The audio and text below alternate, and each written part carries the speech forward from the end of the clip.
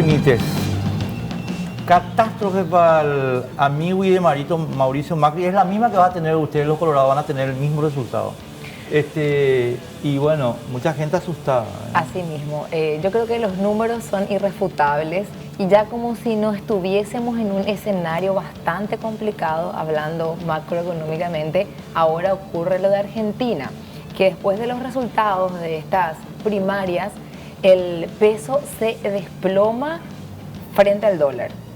Algo así como más del 20%, ya el lunes, hoy continuó a la baja. En el pasado y muy en los recuerdos quedaron aquellas épocas del 1 a 1 dólar peso. No, por Dios.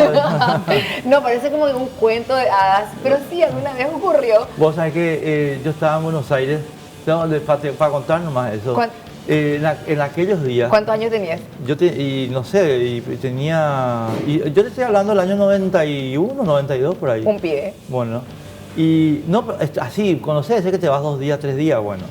Y había una publicidad que no me voy a olvidar nunca porque me gustó mucho. Y era un martillo así poderoso que caía sobre la mesa y ¡bam! Golpeaba, ¿verdad? Y entonces decía, Argentina vuelve a tener peso. Porque era la paridad 1-1. Y la verdad que era muy impactante. La época de Menem, ¿verdad? Totalmente, otras épocas. Bueno, hoy estamos hablando de que en Argentina, para poder comprar $1 necesitan 58.6 pesos. O sea, no 1 a 1, sino 58. Así mismo, sí, la diferencia es abismal. Ahí vemos en pantalla una placa que te muestra esta relación. ¿Y cuál es la relación con el guaraní? Y bueno, un peso es 128 guaraníes. Sí, una es menos que un caramelo, un peso. Sí, por un peso compras nada hoy en guaraníes. Entonces, ¿cómo esto se traduce en impacto en nuestra economía? Hoy hubo una reunión del equipo económico, estuvo de vocero el viceministro de Economía Humberto Colmán, y por supuesto siempre el gobierno da un discurso un poco calmado, como que con el interés de mantener estable, pero a veces los números están por encima del discurso. ¿Y qué dice el viceministro? En el corto plazo nomás se va a sentir el impacto con el contrabando. ¿Por qué? Porque se devalúa el peso y al devaluarse el peso están más baratos los productos argentinos y eso significa que van a ingresar a Paraguay de contrabando. Pero que como también podría provocar una inflación en Argentina, este tema del desplome, significa que otra vez muy rápidamente en el corto plazo se equipare esos efectos de la devaluación con la inflación. Ahora, ahí Esa es la versión oficial, que empiezo contando la versión oficial. Ahora empezamos con los peros. No, yo a donde quiero, la cuestión que, digamos, para mí tiene como un primer impacto, que creo que lo vamos a sentir ya estos días, es el tema contrabando, ¿verdad? Por lo que estás vos señalando. Pero yo creo que después hay impactos como que más, de efecto más estructural, vamos a decir, ¿verdad? ¿Qué pasa con la inversión extranjera combinada en la región? Por ejemplo, ¿nos toca, no nos toca? Cuando un tipo, por decirte Londres, está diciendo, bueno, ahora quiero ver un poco cómo se puede invertir en Mercosur, entre comillas, y ver el desastre argentino, el semidesastre brasileño, ¿qué dice de Paraguay? ¿Me arriesgo? Y si quiere venir, o sea, nuestra macroeconomía es más o menos la más estable. Sin embargo, también resentimos porque tenemos sectores específicos que se ven muy golpeados. Y ahora te voy a citar justamente algunos números que pueden por ahí contradecir el discurso oficial del gobierno. Primero, ¿qué pasó con los precios de las commodities? Cayeron automáticamente después de las primarias argentinas, cayeron los precios de los commodities. Por supuesto, Argentina es un gran productor también igual que nosotros, bueno, más que nosotros en realidad. Y ahí tenemos en pantalla este cuadro que muestra que la soja cayó 1,30% en su precio. Esto es desde ayer, desde el domingo. Ahora, el lunes, boom. Bueno, esto es soja. Soja, sí. Maíz, mira, acá lo que no tenés es los números, o sea, no son, lo que no tenés son los números, pero te digo ya mismo.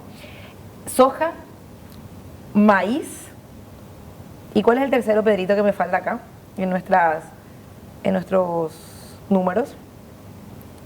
Bueno, simplemente somos productores de alimentos y dependemos de los precios internacionales que son fijados en las bolsas, en los mercados internacionales. Bueno, en la bolsa de Chicago, estos precios que ves en pantalla son $322 la tonelada, quedó la soja después de esta caída de 1.30%, 1.3%.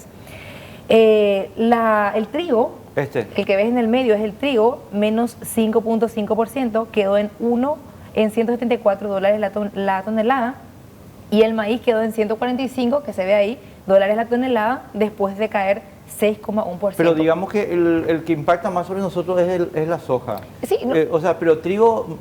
también los tres impactan. Nosotros somos grandes productores de trigo. En comparación a Argentina no, pero también nosotros tenemos nuestros envíos, nuestras exportaciones. Ajá. Ahora,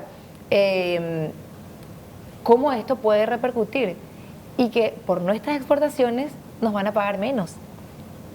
Nosotros somos exportadores de alimentos. Sí, claro. Entonces, ahora, ahí van a ingresar menos dólares a nuestro mercado. Pero yo, mira, estaba comentando ayer y el discurso de Jair Bolsonaro con respecto a la catástrofe argentina electoral para ellos, ¿verdad?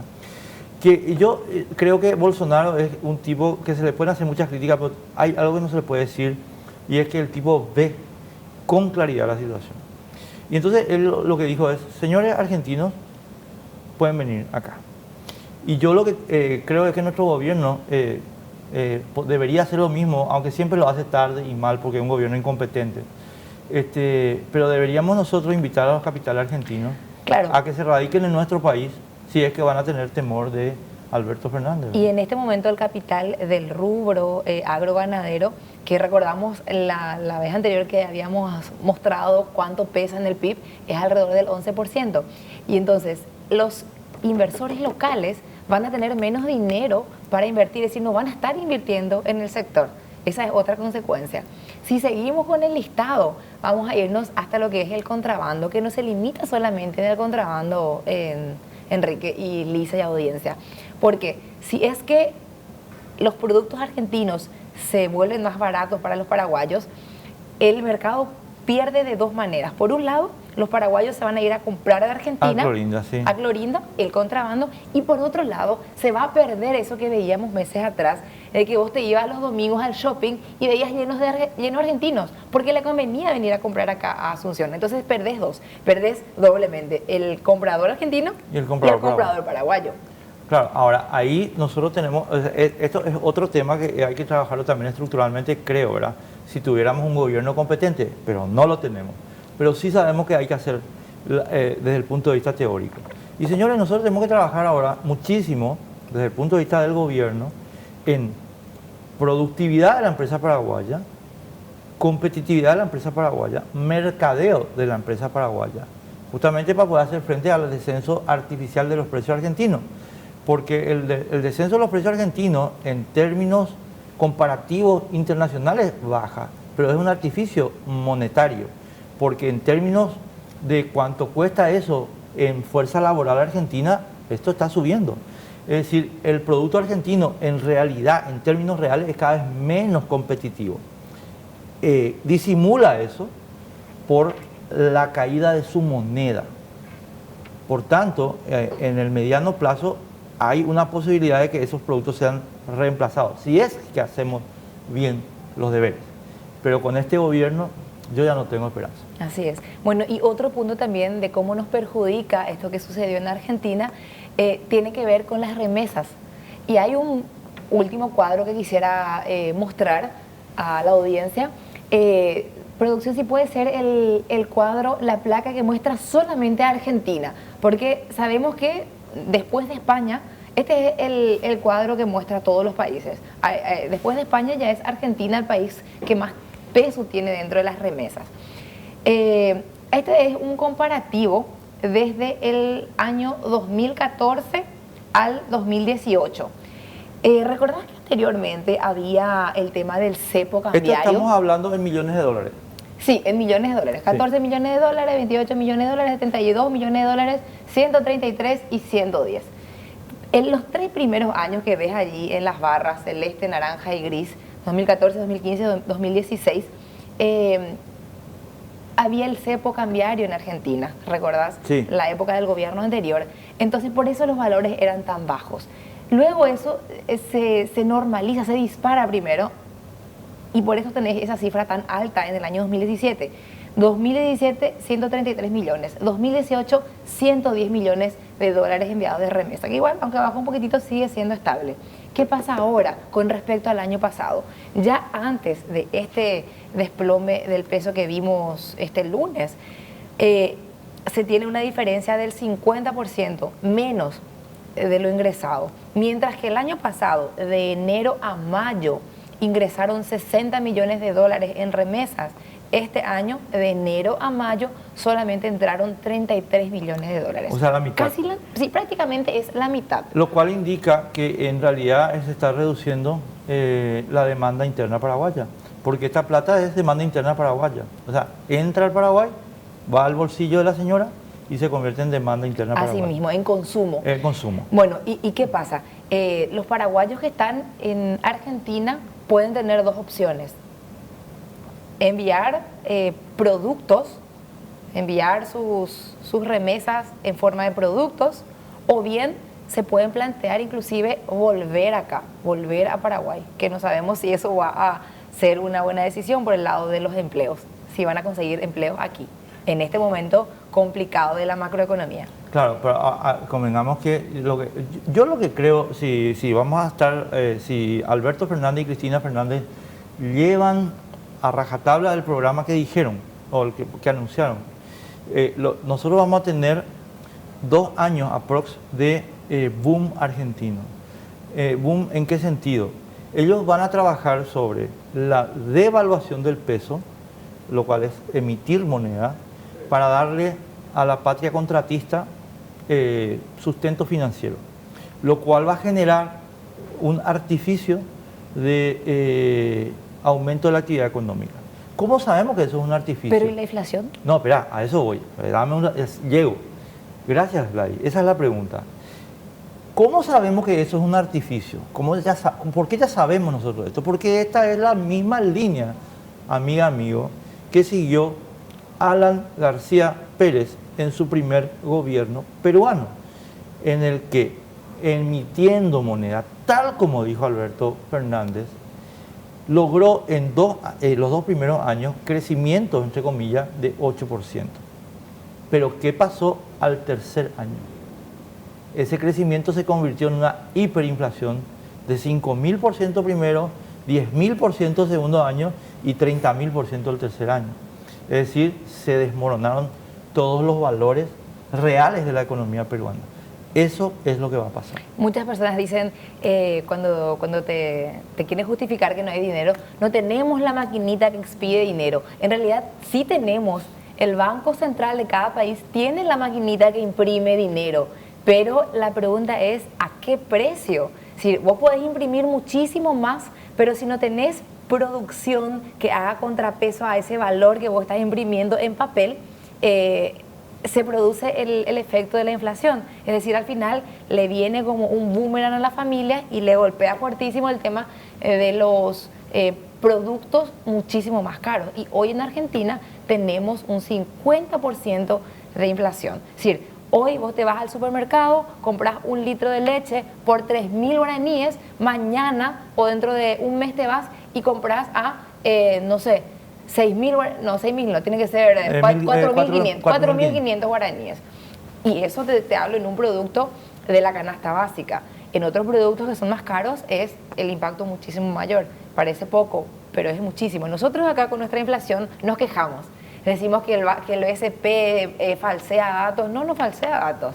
En realidad nuestro sueldo nomás, en general, está medio congelado, pero nuestra inflación es bajísima. Es baja y tiene que seguir siendo baja. Tiene que seguir. Nuestra inflación, señora, señor, es con la meta de más o menos 4% que se cumple. El BCP interviene según su función para poder llegar a esa cifra.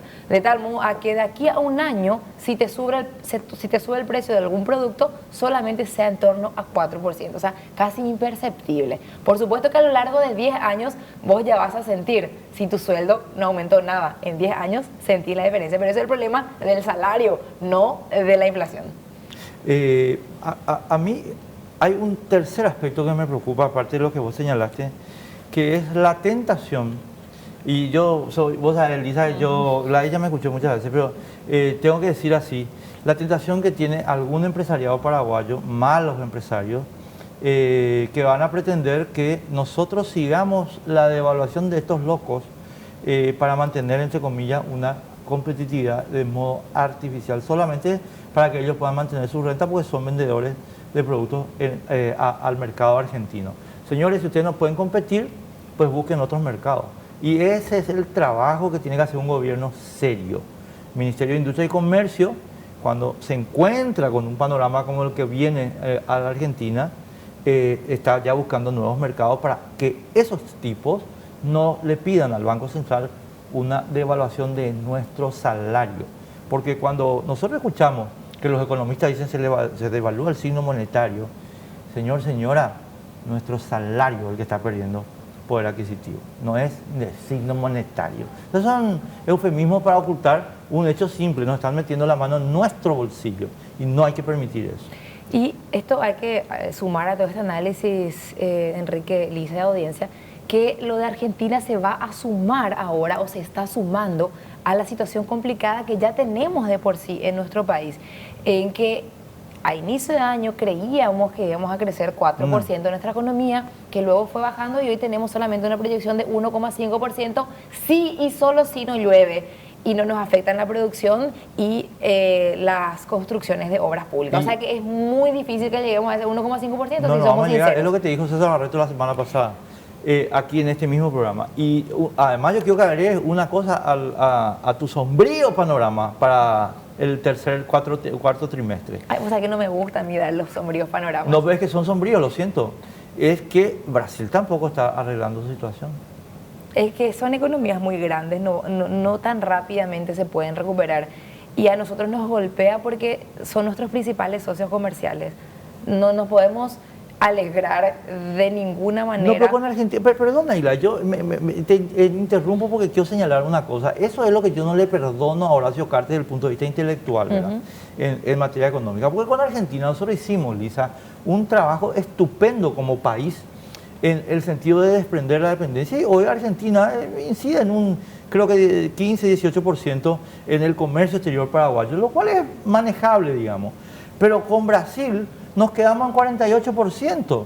Entonces estamos, voy a usar la palabra, Lisa, ya que vos abriste la grosería en este programa, estamos jodidos, señora, porque gracias.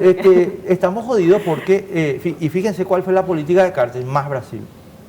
O sea, en vez de menos Brasil, más Brasil. Y alinear las cadenas productivas y todos esos disparates con los cuales terminan apretándonos en Itaipú. Porque fíjate vos la negociación de los brasileños. Ustedes quieren seguir vendiendo autopartes, entonces tienen que entregarnos Itaipú. ¿Y quién fue el diseñador de la integración de Paraguay de las autopartes? Cartes. Qué notable, ¿verdad?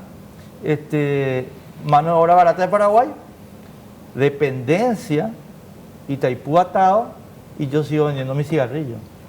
Bueno, y ese es el socio ahora de Mario Abdo Benítez, y quieren que se les aplauda, y quieren que le digamos que sí, que está muy bien. Las pelotas están muy mal, se tienen que ir todos. Y siguiendo con el análisis del sombrío panorama, sí. Decía hoy Manuel Ferreira en una entrevista con Economía que a este tema del agro y todo lo que plantea o se plantea de consecuencia o de coletazo de lo que ocurre en Argentina, se suma la crisis política, un presupuesto 2020 que está ahora en puertas y que, así como se ve venir, está a punto de ser muy manoseado, porque ahora nuestro presupuesto todavía es financiable, 14.000 millones de dólares, está todavía con el déficit o respeta la ley de responsabilidad fiscal que dice que solamente podemos tener un déficit de hasta 1,5% de nuestro PIB, pero pendientes un montón de pedidos de aumentos salariales de los docentes 16%, el sector público 12%. Recordemos, siempre hacemos hincapié en esto porque está en proyecto en el Congreso la equiparación de los haberes de los jubilados al trabajador activo. Son números que si es que se llegan a aprobar, y más todavía, no sé, tal vez Lisa me pueda iluminar, más todavía si están unidos los colorados o se plantea, vamos a tomar una decisión política, sí, y aceptamos, esto nos va a venir a complicar muchísimo más nuestra economía. López, esta mañana en la ABC Cardinal el ministro de Hacienda nos dijo que no va a ocurrir eso. ¿Por qué? Porque el presupuesto se va a ajustar, según lo que nos explicaba el ministro, a la disponibilidad. Ahora, lo que el ministro, yo lo entiendo a él y a mí me parece sólido. Lo que el ministro no puede dejar de contar es el elemento que vos acabas de mencionar, que para mí es central en este tema, y es que el presidente de la República no es el líder de las bancadas coloradas del Congreso. El líder de las bancadas coloradas del Congreso se llama Horacio Manuel Cartes Jara. Entonces, el presidente puede decir... De hecho, es un contrasentido también que el mismo ministro diga eso, porque después se van los mismos ministros a operar por sus presupuestos y a pedir ampliaciones. Claro, y esos políticos que están en el legislativo responden a su electorado duro, que es el funcionariado público, ¿verdad? Que son los que le están pidiendo en este momento los aumentos salariales. Entonces, es muy complicado. Y eso con proyección ya a las elecciones, porque después ya tenemos las municipales, ¿verdad? O sea, todo eso es... va sumando. Acá hay un proyecto en marcha que es el siguiente, el político. Cartes está para su retorno, pero para su retorno necesita un suceso electoral importante, que son las municipales. ¿Por qué necesita ese suceso electoral? Porque él sin ese suceso electoral no puede hacer lo que debe hacer para volver, que es la constituyente. Entonces ahora simplemente lo que ellos van a hacer es liquidar la solvencia del Estado paraguayo para alimentar a su base electoral. Señora, nosotros vamos a pagar impuestos para que el señor Cartes tenga constituyente y van a poner toda la carne en el asador para eso. Porque con un triunfo en las elecciones municipales, Cartes va a poder decir, bueno, ahora esto se ve como yo soy el líder y qué sé yo, sé cuánto. La previa para las elecciones generales. Claro, no, y la constituyente para poder tener la reelección presidencial. Esa es la jugada de este sujeto. A mí lo que me asusta es que una de nuestras pocas esperanzas que tenemos es la obra pública, las construcciones de las obras públicas. Y en este momento de tanta tensión política, de tanta distracción hacia ese lado, en distracciones en que inclusive el propio ministro de Hacienda tiene que estar haciendo de vocero de su hermano y no ocupándose de otros temas tan importantes como, por ejemplo, aquella cumbre de poderes para recortar los gastos públicos, que está todo parado, o mismo la reforma, entre comillas, tributaria, varios temas que quedaron pendientes, la reforma de la ley de la función pública, también en la parte de la cumbre de poderes. Por favor, la reforma electoral. Bueno, entonces todo esto se suma a complicar. El trabajo de Mario Abdo Benítez se redujo a engañar al pueblo paraguayo. Más nada. Así nomás. Yo lo siento mucho, Marito, pero a ver, hace 4 semanas estamos en este lío, hace 4 semanas que te pedimos señales en la dirección de la decencia y de la corrección, y esas 4 semanas nos diste señales en el sentido contrario. Te abrazaste con los corruptos, te abrazaste con los bandidos, te abrazaste con lo peor del Partido Colorado. Y así está. Y querés que te esperemos y que te demos más chances y que digamos que sos lindo y hermoso y bueno. Disculpame, o sea, ya pasó. Yo no sé por qué Elisa me miró cuando dijiste lindo y hermoso. Tenemos que... hay mensaje de WhatsApp, Pedro. A ver, señor, va a ver. ¿Qué dice? A este le va a dar un... No, va de retro Satán. No se preocupen, acá Lisa y yo le vamos a cuidar. Cuando vi las imágenes que era Venezuela de Maduro, se olvidaron de Petropar y de la EBI y de Nicanor. Después, ¿qué más? La prensa es el único que puede ayudar a derrocar a este engendro del estronismo, debe ser. Y le salió estrabismo el corrector. El corrector es... Sí, un peligro. No lee bien. ¿Podés decir con tu tono de este autoritario, Hugo Velázquez en Debaula? No, sin la G. Tenemos que irnos a la pausa.